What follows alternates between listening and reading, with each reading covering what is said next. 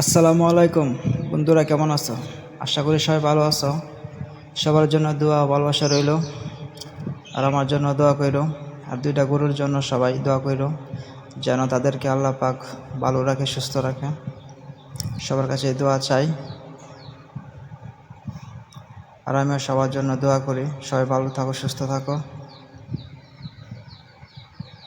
তাদের কাছে আসার পর তারা হয়তো ভাবতেছে তাদেরকে খাম দেওয়া হবে, এই জন্য তারা করতেছে, ভাবছে তাদেরকে এবারও খাম দেওয়া হবে। এই জন্য তারা খাবারের জন্য অস্থির হয়ে গেছে।